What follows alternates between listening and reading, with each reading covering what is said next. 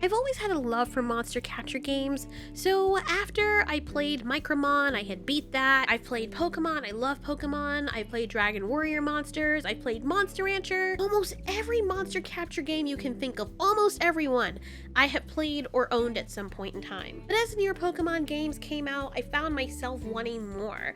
I would add stories to my characters and personalities to my Pokemon, and it just felt like something was missing. The closest I have ever come to feeling completely fulfilled when it came to a monster capture, breeding, fighting game that was free roam was Outernauts.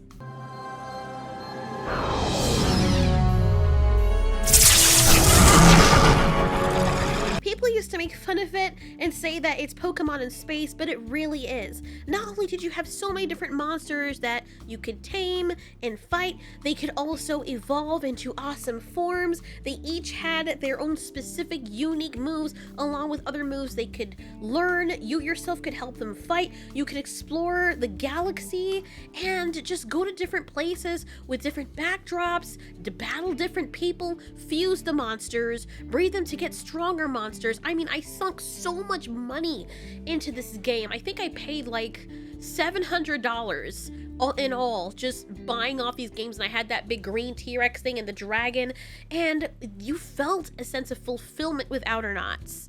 And yes, it was a Facebook game. It was like the best Facebook game. Like right around the time Facebook was kind of phasing out when it had games and stuff, you know, like you're going to school and you want something to play, that was happening. And since then, I've not found anything like that, or Faunosphere.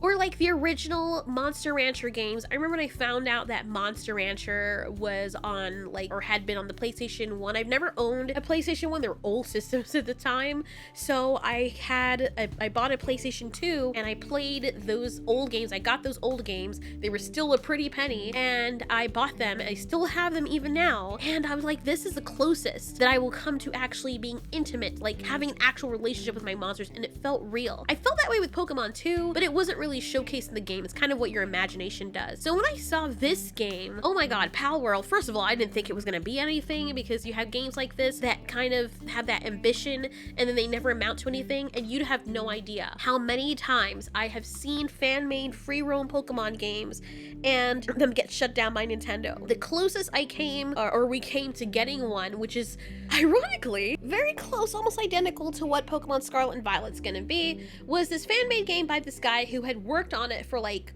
5 to 10 years, and when it was almost ready, mind you, he wasn't going to be selling it or making any money from it, but when it was almost ready, apparently he got a cease and desist letter from Nintendo, and then they stole his idea. Because, you know, why not? Like, I mean, yes, he did use their assets. Like he made his own models. It's not like he took their stuff. He made his own 3D models, and he was one of the first ones to do a fully free roam 3D game of Pokemon where the Pokemon are fighting each other like real time. It doesn't cut away to a battle scene or anything. It's just the Pokemon just doing their thing, and you can actually run around 3D and watch them doing their thing and find them in real life like you do in this game. So it's so funny that Pokemon is like, let's just put out Legends of Arceus and see how people react to that. Because, you know, that guy had a really good idea.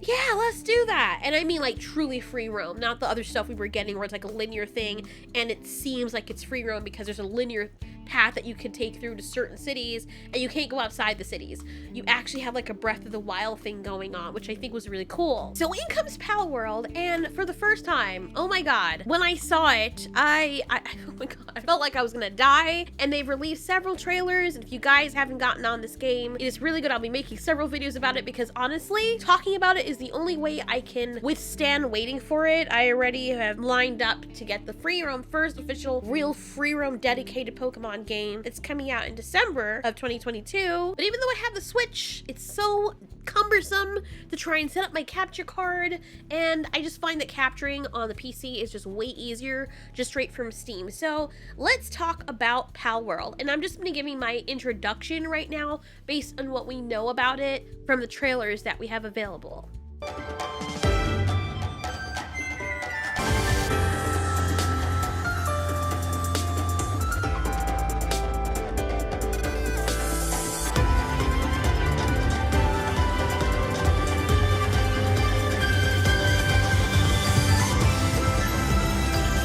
to be honest, the first thing that attracted me about this was the style, the art style. Obviously, it looks a lot like Pokemon. You see a lot of Pokemon inspired things like, you know, the legendary Pokemon. Like, there are a lot of Pokemon inspired creatures here, as you can see. These creatures, however, are called PAL, and you will be able to raise them. They can go on journeys with you. You can capture them. Basically, think about everything that you could do with Pokemon, you can do with this, but more. It is a very dark game because not only can you use firearms on Pokemon, but you can train them to use firearms. You could use them as ammo.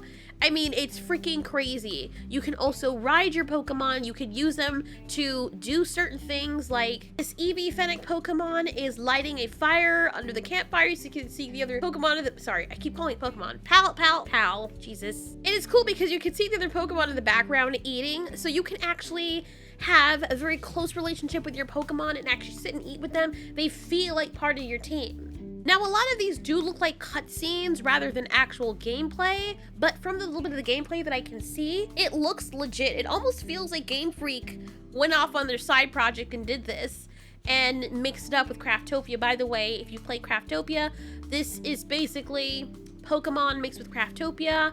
You can see that there's inspiration from different games in here. Aside from Pokemon being the biggest one, you have Breath of the Wild. To me, there's a little bit of Ark in there as well.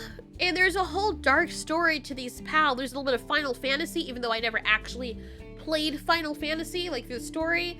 I feel like there's a little bit of that as well. There's so much inspiration, and just seeing how rich and versatile this world is and what you can do with your PAL.